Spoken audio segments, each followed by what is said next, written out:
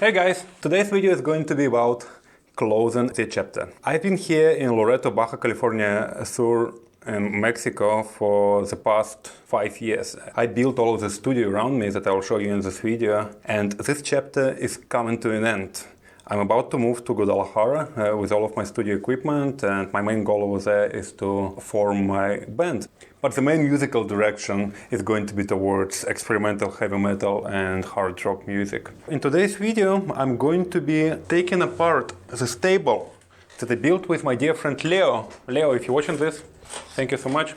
Let me show it to you with this camera. Okay, so this is my recording studio. Right now, my goal is to take all of this equipment and then to take the stable apart, because a friend bought this table from me, and so she will come to pick it up in just over an hour from now. I've been here for 5 years, and I started this project over here in this studio, and this chapter in my life is coming to an end. Oh, it's so funny, I think that someone touched it, right? Because you can see fingerprints reflecting on the light. That's fun. And so I'll just put off my equipment right now over there and move everything from here to over there. Let's see. All right, I'm going to use this beautiful box from Behringer Crave to put all of the stuff I have on my table and everywhere around here. Very important, humidifier. Because if you have lots of guitars, you certainly want to make sure that you maintain the humidity somewhere closer to 50, let's say, because I live actually in the desert. Sometimes it gets way too dry, but thankfully I never had any problem with my guitars. Oh, all of my sheet music. I love sheet music. Everything I know about music I learned from this guy, Johann Sebastian Bach. One of my first influences was Ritchie Blackmore from Deep Purple. I really love that band. And then I discovered Yngwie Malmsteen because he was talking about Ritchie Blackmore. But I already discovered scalloped guitars and started scalloping pretty much everything. Every single guitar I have is scalloped. Electric, classical, acoustic, it doesn't matter. I scallop everything. I really do not enjoy playing a guitar unless it's scalloped because the feeling is so different. And this is Yamaha bass. It was black, but I do not like lacquer on my guitars. I really do not think that it looks good at all. I literally chiseled all of that lacquer away and sealed everything with oil, and I do it on all of my guitars. This guitar was black as well. Another guitar I have is just a really cheap Stratocaster. I don't know, it's maybe $200 guitar. It's not very nice, but I'm kind of sticking to it because it's the first guitar I ever scalloped. And it was also black. Something else I really enjoy is this beautiful shamanic drum, which I kind of like using as a drone because it's really good for singing.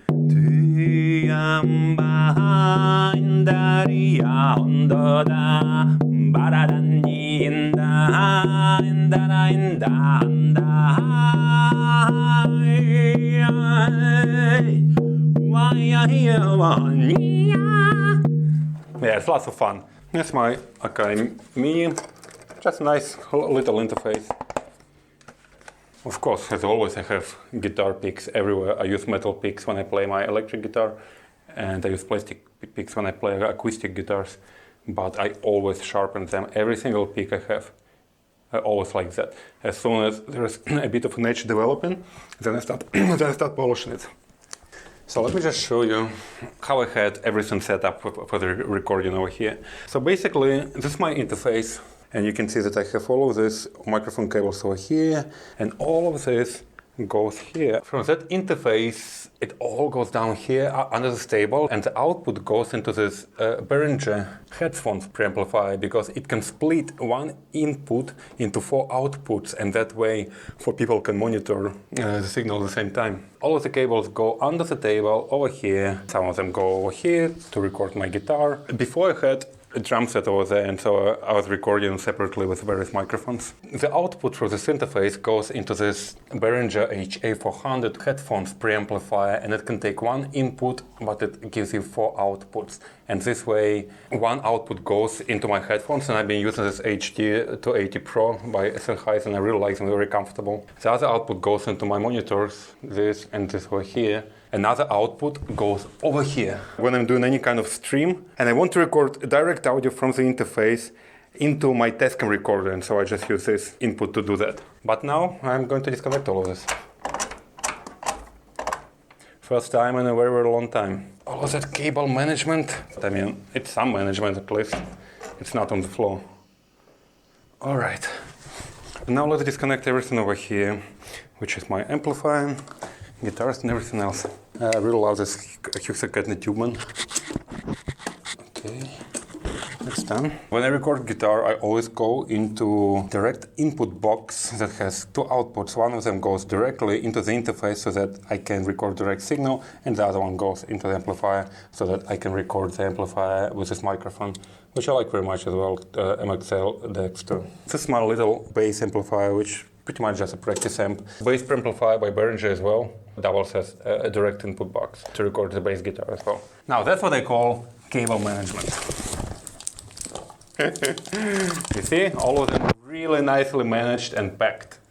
I'm pretty sure I will regret it later on, but it's not a MIDI interface I have. I feel it's much more realistic, the touch and the feel compared to Akai.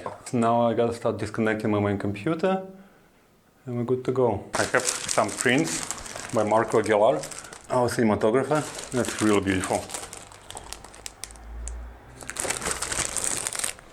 I'm going through an interesting process in my life right now. I'm starting a business and that's not new to me. I started businesses before. But starting a music business, really expecting to make a living. I've been a musician after 20 years, kind of playing around and now creating my original music and stuff. It's, I wouldn't say that it's scary, but it's uncertain. That's very interesting to me because this is something completely new. It's unlike anything I've ever done before in my life. Because yes, quite honestly, I cannot say that I'm ready. I cannot say that I have my gig all together. I cannot say that my material is polished enough or practiced enough. I know that it will require considerably more work. However, at a certain point, I believe that it's important to start sharing it with the world because it's a different skill set. It's one thing to develop songs and perform them properly, sing them properly, create all the lyrical material, record and produce and mix. But unless we start sharing it and performing live, I think that we're going to miss out as artists, as musicians, on a very important set of skills. And that process of figuring it out, jumping into the unknown, is fascinating. It doesn't have to be scary because fear and excitement are very similar, and so I would like to say it's exciting because sometimes you feel like, oh, how am I going to do it? No, it's not scary, it's not fear, it's excitement. I'm excited about it, and it could be a mental trick, psychological trick, but it's very, very important because the way we talk to ourselves determines how we live our lives. And so if we do not learn to talk to ourselves positively, supporting ourselves, I mean, who else is going to do it? Whose job is it? Whose job is it to motivate me? Whose job is it to inspire me? No, it's only mine. The videos and the books and speeches and whatever else, they can ignite a spark inside someone's heart and inspire them to say, oh, I can do this. But that, oh, I can do this comes from inside the person. It doesn't come from the outside world. But at the same time, when we accept these difficulties, when we accept that it is our responsibility to be inspired, to be motivated, to start creating, to get out of our comfort zone, it's very liberating. When I accept that the world cannot inspire and motivate me, I also accept that it cannot stand on my way. It also cannot bring me down. I can do it, it's my job, and I'm very good at it. But nowadays I learn how to bring myself up instead of bringing myself down. Then again, it's all about self-talk, because we all talk to ourselves. Oftentimes it's very negative patterns of thinking that we adopt and repeat them like a mantra. And so if I'm constantly saying to myself that I cannot do something, that it's too difficult, that it's too scary or whatever, well, obviously I'm not even going to try, because I already told myself that it's pointless. I already told myself that I'm not going to succeed. It's way too much. I'm not good enough. That's it. And so why even try? In order to be an artist, we need to have convictions that we're doing something important. And in the beginning, it's not important to anyone else. No one cares, because any artist, when they're just starting out, they discover a voice within them, and they discover that voice can be really beautiful, but it's not just yet, because it needs to be nurtured, it needs to be developed. And sometimes it can take years, sometimes it can take decades, in my case, 2 decades, to bring me where I am right now. Most of the time was wasted through a lot of negative mental chatter, saying that I'm not ready, I cannot do this, whatever. But when I accept the responsibility, when I accept that it is my job and no one else's, to do the thing that I want to do, to create the art I want to create, to share the music with the world that I want to share, at that point it's very, very liberating. At that point it becomes very exciting and not scary at all. There's excitement about uncertainty, because what's so exciting about certainty if we know what's going to happen tomorrow and the next year? I mean, what's fun in living? Okay, let me show you what I'm looking at. All of the mess is going to be over there now. And here is my table. Well, it's no longer mine. Only for a couple more moments. I remember I developed this little shelf over here, because otherwise I would constantly spill drinks on my keyboard over there. And so I really like that. Alright, so I guess that's how I close this chapter. Taking all of this equipment and getting on the road.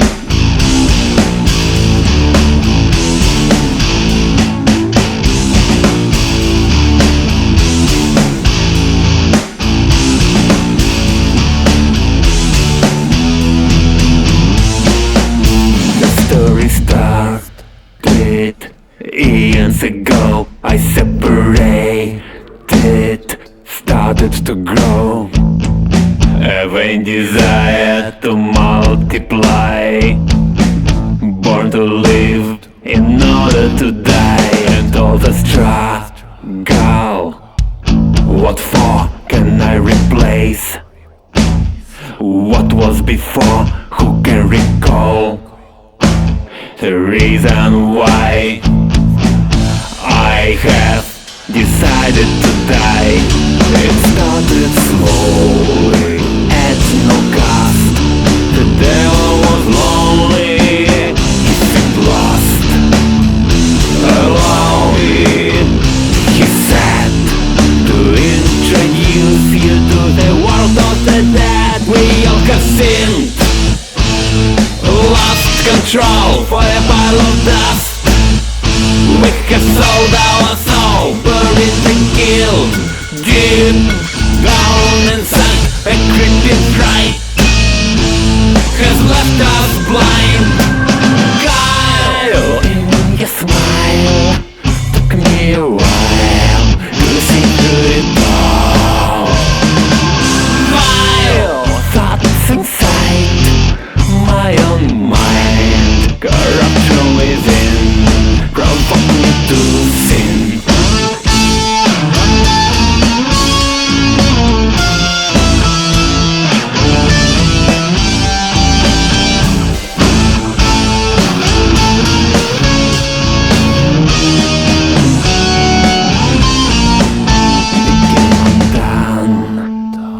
Another layer, I knew I say a prayer, and then once I'm done, I'm lost again, like everyone. My empty words sound so hollow, yet they share your sorrow.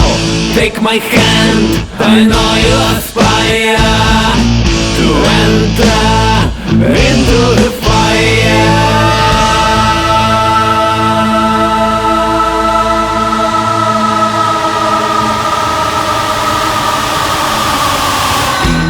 Blind, paying the cost. The devil is smiling, I have lost.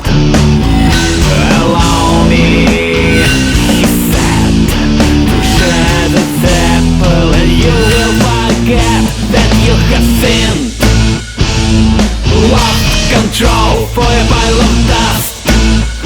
You have sold your soul, buried the guilt deep down inside a creeping fright.